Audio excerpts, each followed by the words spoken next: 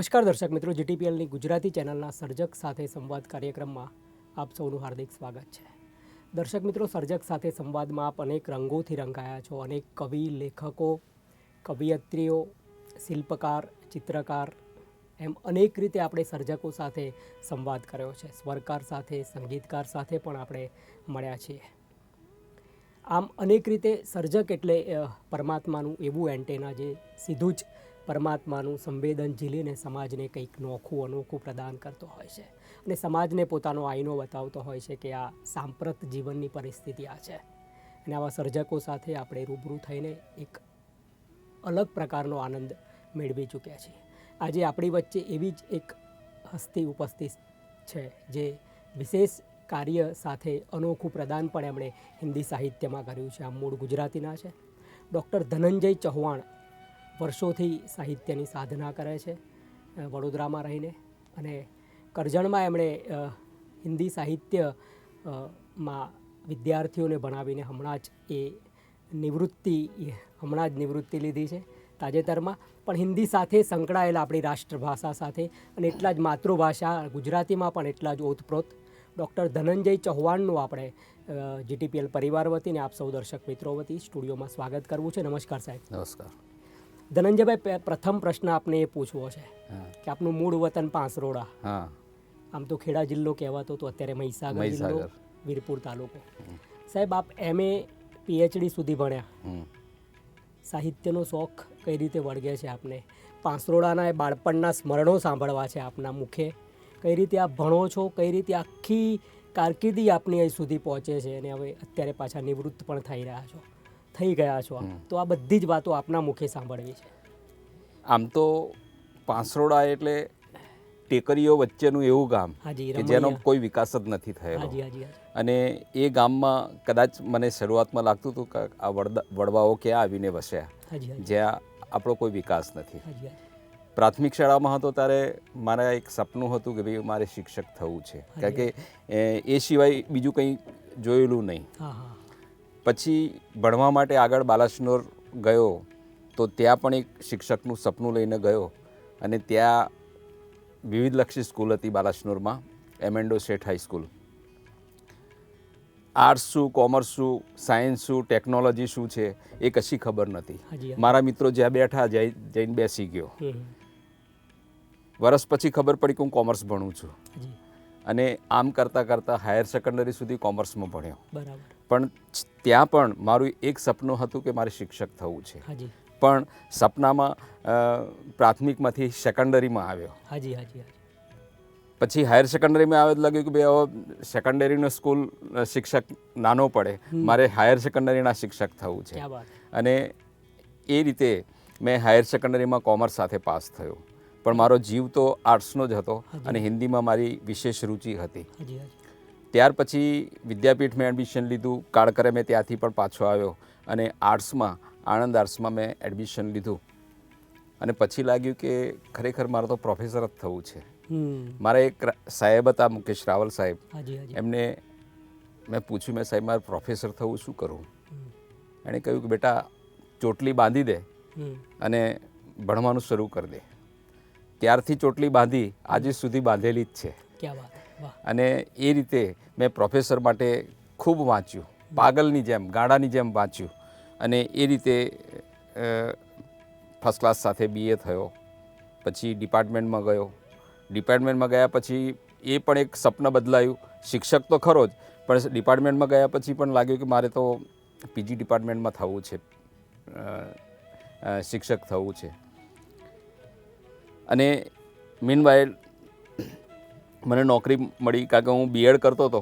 એ વખતે મારા હોસ્ટેલના મિત્રો બહુ ખીજવતા હતા મને. MA B.Ed કર્યું આપણે? હા, એટલે મેં MA કર્યું, પછી B.Ed કર્યું. એ વખતે વિદ્યાર્થીઓ ખીજવતા હતા મને કે ભાઈ તું પ્રોફેસર થવા માગે છે ને, લે આ જગ્યા, આ જાહેરાત છે. બરાબર. તો એ બાલાસનોરની જ જગ્યા હતી. મેં બાલાસનોર કોલેજ માટે એપ્લાય કર્યું. ઇન્ટરવ્યૂ આવ્યું, એક આત્મવિશ્વાસ આવ્યો. ઇન્ટરવ્યૂમાં ગયા પછી બહુ સરસ પ્રશ્ન પૂછ્યા મને, અને એવો માણસ હતો જે પ્રશ્ન પૂછનારો કે જે કપડાનો વેપાર કરતો હતો. કડિયાના ઢાર પર અંબાલાલ કાકા ધોતી પહેરે, ખમીસ ઉપર બંડી અને ટોપી, સામાન્ય માણસ લાગે, પણ એવા એવા પ્રશ્નો પૂછ્યા અને કહ્યું કે ભાઈ આ છોકરાને લઈ લો. લઈ લીધો ફેબ્રુઆરીની 18 તારીખે. પછી થયું કે સારું 8મી માર્ચે તો મારી પરીક્ષા છે, એક મહિના માટે મારી બીએડની ડિગ્રી જાય. એટલે મેં કહ્યું કે મારે નોકરી, ઓર્ડર મળી ગયો, નોકરી નાનું લખી આપ્યું. ફરતી જગ્યા પડી, ફરતી ગયો તો ફરતી પણ સિલેક્ટ થયો અને બાલાસનોર પછી તલોદ, એ રીતે મેં 2 જગ્યાએ પાર્ટ ટાઈમ કોલેજમાં કર્યું. કરજણ ગયો. કરજણ ગયા પછી ફૂલ ટાઈમ માટે. ત્યાં ગયા પછી ત્યાંના જે હિન્દીના અમારા પ્રિન્સિપાલ હતા ડૉક્ટર રમાકાંત શર્મા, બહુ વિદ્વાન માણસ. હિન્દી સાહિત્યમાં એક અનોખું પ્રદાન હતું, અનોખું વ્યક્તિત્વ હતું અને એક આદર્શ આઈડિયલ જેને વ્યક્તિત્વ કહીએ એવું હતું. પણ પરશુરામનો બીજો અવતાર કહીએ તો એ ચાલે. એક વખત એમના નજરમાં જો ઉતરી ગયા તો રહેવું, અને એ સંજોગોમાં એમણે કહ્યું કે ભાઈ તું પીએચડી કર. એમણે કહ્યું કે મેં તો ભાઈ મને કોઈ સારો માણસ મળે, હું સારો માણસ નથી દેખાતો. એમના અંડરમાં મેં આચાર્ય હજારી પ્રસાદ દ્વિવેદી પર પીએચડી શરૂ કર્યું, પીએચડી પણ કર્યું અને સારા વિષય બહુ મજા આવી મને. એમની પાસેથી ઘણું બધું શીખવા મળ્યું. મારા જીવનમાં આચાર્યો પણ એવા આવ્યા કે જે રમાકાંત શર્મા છે, બાલાસનોરના વિનોદ અધવર્યુ છે, તલોદના પી.કે. મહેતા સાહેબ છે, અહીં નલિનીમાં પણ. તો એ રીતે આચાર્યો સાથે દ્વારા મારું એમના વ્યક્તિત્વમાંથી ઘણું બધું મને શીખવા પણ મળ્યું. અને એ પછી કરજણ કોલેજમાં ઘણી બધી અસમાનતાઓ, વિષમતાઓ અને આખી કોલેજમાં લખવા વાંચવાવાળો હું એકલો જ હતો અને લગભગ કોઈને ગમે પણ નહીં. એમ ક્યારેક હું લખવા બેસું તો સાહેબ પેલા સીસીટીવી કેમેરામાં જોવે કે આ લખે છે એટલે મિટિંગ બોલાવે, કોઈ એજન્ડા નહીં, ખબર નહીં. અને એ વચ્ચે અસમાનતાઓ, વિષમતાઓ વચ્ચે શબ્દોની રમત શરૂ કરી અને શબ્દોની રમત રમતા રમતા રમતા રમતા મને હાઇકુ પ્રત્યે એક વધારે ચાહના જાગી. અને આમ રમતા રમતા જ અમારો એક મિત્ર છે પ્રણય શ્રીવાસ્તવ, એની જોડે પણ અમે ચર્ચા કરતા. હિન્દી ભાષી હતો. અમે નક્કી કર્યું કે ભાઈ હું હિન્દી બોલીશ, તારે ગુજરાતી બોલ, કારણ કે એને ગુજરાતી ના ફાવે, મારે હિન્દી પાકું કરવું હતું. અને આમ કરતાં કરતાં કરતાં શબ્દોની રમત કરતાં કરતાં હાઇકુ પ્રત્યે મારો પ્રેમ જાગ્યો અને હાઇકુ લખ્યા. પીએચડીની ડિગ્રી મળ્યા પછી એક આત્મવિશ્વાસ ઓર જાગ્યો અને મારું એક બીજું સપનું હતું કે ભાઈ મારે પીજી ભવનમાં જવું, પણ કેટલાક રાજકીય કારણો અને એ બધી ઘણી બધી એ હતી, ના જઈ શક્યો. પીજી ટીચર થયો. 22 વર્ષ સુધી પીજી ટીચર તરીકે કામ કર્યું. પીએચડી ગાઈડ થયો અને ચારેક યુનિવર્સિટીમાં પીએચડી ગાઈડ તરીકે પણ મેં કામ કર્યું. અને એ વચ્ચે મારું લખવા વાંચવાનું તો ચાલુ જ, કારણ કે બસ એક અંદરથી એક ઉમળકો હતો. અને એ રીતે, કારણ કે પહેલાં તો મને ખબર નહીં કે ભાઈ કવિતા લખવી એટલે કોઈ સામાન્ય બાબત નથી. એમ પ્રથમ પુસ્તક કયું પ્રકાશિત થયું ને કુલ કેટલા પુસ્તકો? મારા 19 પુસ્તકો. અને પ્રથમ પુસ્તક છે મારું હજારી પ્રસાદ દ્વિવેદીના ઉપન્યાસો પર સમીક્ષાત્મક પુસ્તક છે. એ છે हजारी प्रसाद द्विवेदी के उपन्यासों का अनुशीलन. એ પ્રથમ પુસ્તક છે મારું. તો એ પછી મારો આત્મવિશ્વાસ જાગ્યો કે બધાને વાંચ્યા પછી લાગ્યું કે આ તો આના કરતાં સારું તો હું પણ લખી શકું છું. અને આમ કરતાં મેં લખવાનું શરૂ કર્યું. તો હાઇકુમાં સરસ ચાહના મળી, મેગેઝીનો પણ સારો પ્રતિસાદ આપ્યો હિન્દીમાં જ. આ બધું હિન્દીમાં જ, કારણ કે મને ગુજરાતીમાં કંઈક વ્યાખ્યાન આપવું હોય કે લખવું હોય તો થોડી અઘરું પડે મને.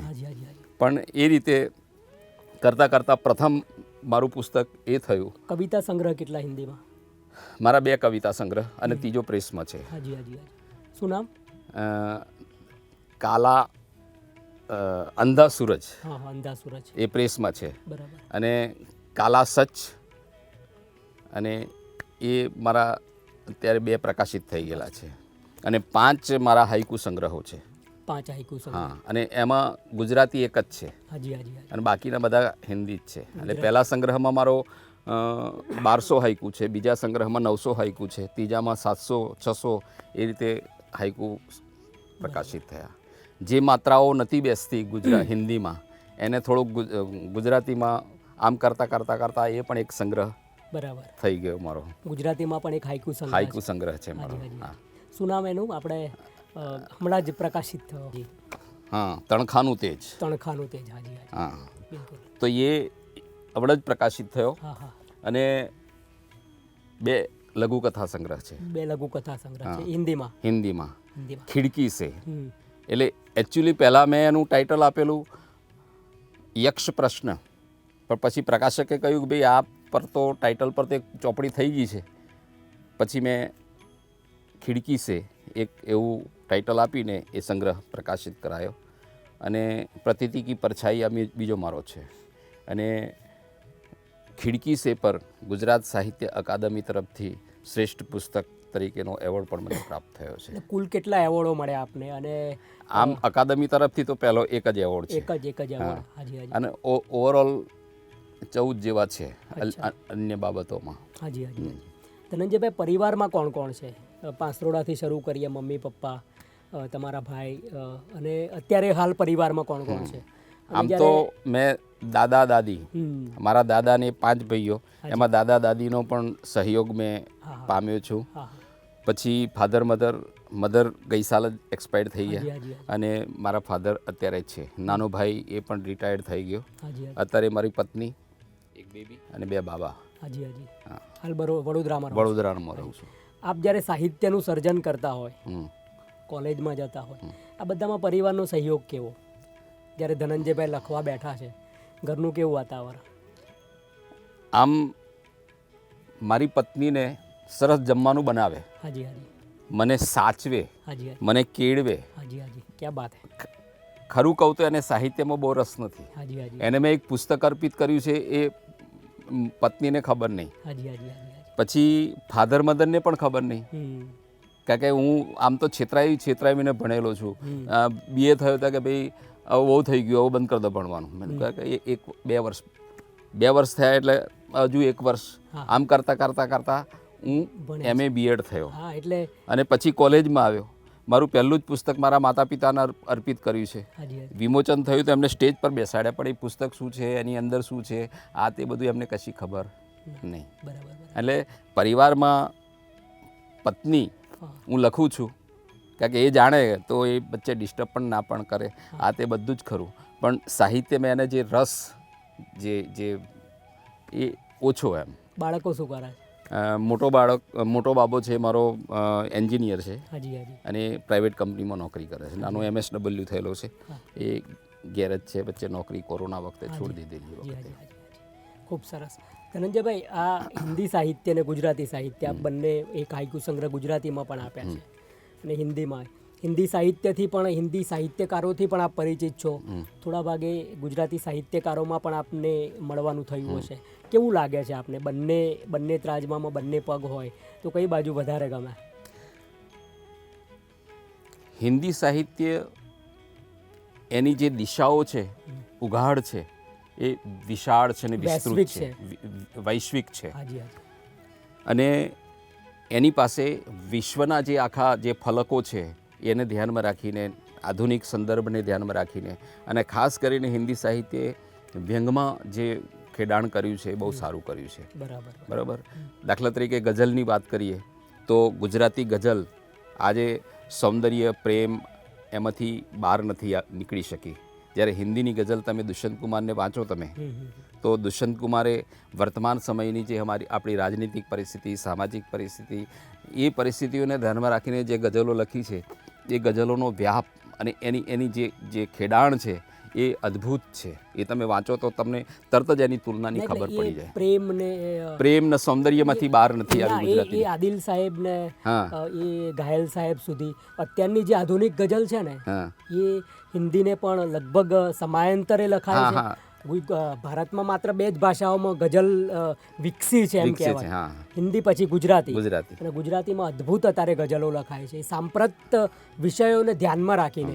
આજના જે ગઝલકારોને આપ વાંચો તો ખૂબ મજા પડે. અને હિન્દીમાં અત્યારે દુષ્યંત કુમાર પછી પરિસ્થિતિ કથળેલી છે. એટલે ત્યાં ગઝલકાર તો હાઈકુમાં પણ એવું જ છે કે હાઈકુ મોટે ભાગે પ્રેમ, સૌંદર્ય, પ્રકૃતિ આ ધ્યાનમાં રાખીને હાઈકુ લખાતા હોય. પણ હિન્દીમાં એથી જુદું છે, પણ મારા હાઈકુ એ કરતાં બધાના કરતાં જુદા છે. કારણ કે હાઈકુની અંદર જે વ્યંગ અને જે સ્ટ્રોક એ મારા હાઈકુની અંદર જોવા મળે છે અને એની અસર ગુજરાતીમાં પણ છે. એટલા માટે અત્યાર સુધી મેં કોઈ પણ મેગેઝિનને ગુજરાતીને હાઈકુ મોકલ્યા છે, કોઈએ છાપ્યા નથી કે ભાઈ તમારા હાઈકુ વ્યાજબી નથી એમ. હા, એટલે મેં મારી ભૂમિકામાં લખ્યું છે કે આજે ચારે બાજુ હાહાકાર ને વિષમતા ને અસમાનતા ને આ બધું હોય અને એક કવિ પ્રેમ પ્રકૃતિને સૌંદર્યને ધ્યાનમાં રાખીને પ્રેમ પ્રકૃતિની વાતો કરે એ વ્યાજબી નથી. જે પરિસ્થિતિ, જે સમય, જે પ્રવાહ છે એને ધ્યાનમાં રાખીને તમે સાહિત્યની અંદર લખો, ખેડાણ કરો એ વધારે યોગ્ય છે. આપની કવિતાઓ આપના મોઢે સાંભળવી છે. હા, કવિતાઓની અંદર પણ વ્યંગ છે અને ખાસ કરીને વર્તમાન સમયની જે પરિસ્થિતિઓ છે એ પરિસ્થિતિને ધ્યાનમાં રાખીને અને ખાસ કરીને રાજનીતિક ધાર્મિક પરિસ્થિતિઓ છે એની પર પણ મારી કવિતાઓ વધારે લખાઈ છે. પણ એક સામાન્ય એક કવિતા છે, ફैशन. बचपन में मेरे पास एक ही चड्डी थी जो घिस घिस कर फट गई थी पीछे से. होती थी शर्म संकोच पर क्या करे. मेरी माँ ने चड्डी के पीछे लगाए दो पैबंद. थिंगड़ा. मेरी माँ ने चड्डी के पीछे लगाए दो पैबंद. मैं आज जब इन लड़कों को देखता हूँ फटी हुई जींस पहने, मैं आज जब लड़कों को देखता हूँ फटी हुई जींस पहने तो मुझे लगता है मैं और मेरी माँ कितने आधुनिक थे. क्या बात है. मैं और मेरी माँ कितने आधुनिक थे और फैशनेबल भी. क्या बात है. क्योंकि ये वास्तविकता है. हाँ, सही बात. मैं फटी हुई चड्डी पहनता था और मेरी माँ पैबंद लगाती थी. क्या बात है, बहुत अच्छे. तो व्यंग में भी हैं तमाशबीन. पद्मावत फिल्म पर प्रतिबंध लगाने या रिलीज करने से बदलेगा नहीं इतिहास. राजा महाराजाओं के दौर में औरत की होती थी दुर्गति. सैकड़ों औरतों का सामूहिक आत्मदाह कोई जुनून नहीं थी लाचारी. बहुत अच्छे, बहुत अच्छे. अलाउद्दीन को कमीना कह मिलेगी तसल्ली मन को. अलाउद्दीन को कमीना कह मिलेगी तसल्ली मन को, लेकिन द्रौपदी का चीरहरण के पीछे खिलजी तो नहीं था. क्या बात है, क्या बात है. द्रौपदी के चीरहरण के पीछे खिलजी तो नहीं था. सारे क्षत्रिय समाज पूरी घटना के बने थे तमाशबीन. क्या बात है, बहुत अच्छे. सीता भी परेशान हो समा गई थी धरती में. सीता भी परेशान हो समा गई थी धरती में. मीरा को मारने के कम पैतरे नहीं हुए थे. सही बात है. फिर भी हम हंगामा करते हैं अतीत पर. रोजाना 28 औसतन होते हैं गैंगरेप. हम चुप्पी साधे बनते हैं तमाशबीन. क्या बात है, बहुत अच्छे. आज के दिन भी नाक कान कटे होते. आज के दिन भी नाक कान कटे होते. लक्ष्मण ने सुरपनखा के काटे होते तो 366 की कलम नहीं लगती उन पर. वाह. 366 की कलम नहीं लगती उन पर, क्योंकि अनुज था राजा का और क्षत्रिय भी. अतीत हो या वर्तमान, आज आम जन की नहीं, दौर था राजा महाराजाओं का ही. हमारे सामने है इतिहास, भविष्य नहीं. क्या बात है. हम हैं सिर्फ तमाशबीन. वाह. अध्यात्म के इरशाद. मुझे मुक्ति चाहिए. हाँ जी, हाँ जी. बंद द्वार पर ताले भारी. ऊंची ऊंची दीवारें, बाहर रक्षक रखवाली. मुक्ति चाहता कृष्ण मंदिरी घुटन से. मुक्ति चाहता कृष्ण मंदिरी घुटन से.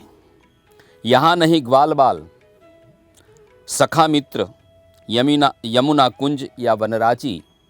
न रासलीला बांसुरी बजाऊं किस लिए. न है राधा और न गोपियाँ. खाने को न रोटी छाछ, दही मक्खन और परकिया का निस्वार्थ प्रेम. खाने को न रोटी छाछ, दही मक्खन और परकिया का निस्वार्थ प्रेम. यहाँ तो बस भक्त प्रसाद में लिप्त भक्त आते सिर्फ लेने स्वार्थ हेतु. मैं भीड़ में ढूंढूं राधा गोपी और मीरा का निस्वार्थ प्रेम. था मैं ऋण छोड़ आज रण छोड़ बन. था मैं ऋण छोड़, ऋण में से मुक्त कराने वाले, हाँ जी, हाँ जी। ऋण छोड़ आज रण छोड़ बन कैद मंदिर में, वाह, मेरी रक्षा करते द्वार ताले दीवारें, मुझे મુક્તિ ચાહીએ. ક્યા બાત છે, બહુ अच्छे. ધનંજયભાઈ, અત્યારે પાસરોડા તો એવું લાગે છે, પહેલાં મને એવું લાગતું હતું સારિયા બિફોર 90 મતલબ 90ની આસપાસ કે આપણે અક્ષાંશ અને રેખાંશ બે આપણા ત્યાં ભેગા થાય. હા, પરંતુ અત્યારે પરિસ્થિતિ બદલાઈ છે. અત્યારે ડિજિટલ જમાનામાં અત્યારે બધી જ વ્યવસ્થા સાથે પાસરોડા સારિયા બધું ફરું ચેતનવંતું બન્યું છે, ડિજિટલ બની ગયું છે અને એમ લાગે કે ના ખરેખર ત્યાં પણ શહેરી શ્વાસ પ્રવેશી ગયા છે. અત્યારે પાસરોડા જાવ તો કેવું ફિલિંગ થાય છે? આમ તો મારા ગામમાં હું લખું છે, કદાચ કોઈ જાણતું નથી. હાજી હાજી. દેશ જાણતો હોય હાજી પણ ગામમાં કોઈ જાણતું નથી. હાજી. ગામમાં જે પહેલાં જેવી છે, ગામમાં જે સ્નેહ, ભાતૃભાવ, મિલન, એકબીજા પ્રત્યે સમર્પણ, એ ભાવ ઓછો થતો જોવા મળે છે. ઈર્ષ્યા દ્વેષ થોડું વધી ગયું, વર્તમાન સમયને ધ્યાનમાં રાખીને આપણે જોવા મળે છે.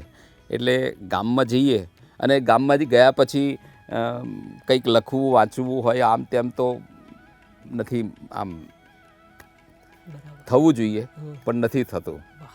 આજના સાંપ્રત સાહિત્યકારોને આપનો સંદેશ? સાહિત્યકારોએ, કારણ કે આજના પરિવેશમાં, પરિસ્થિતિમાં, આજના આપણા ભારતીય સામાજિક યુગમાં જે પરિસ્થિતિઓ છે અને એ પરિસ્થિતિઓની અંદર સૌથી વધારે હું માનું છું ત્યાં સુધી કર્તવ્ય અને ફરજ સાહિત્યકારોની છે. સાહિત્યકાર સતર્ક નહીં હોય, સાહિત્યકાર સજગ નહીં હોય, એની પાસે ચેતના તત્વ નહીં હોય તો સમાજને આપી શકશે નહીં. એટલે વર્તમાન સમયની પરિસ્થિતિ ક્યારેક તમારા લખવાની અંદર કડવાશ પણ આવી જાય, ક્યારેક થોડીક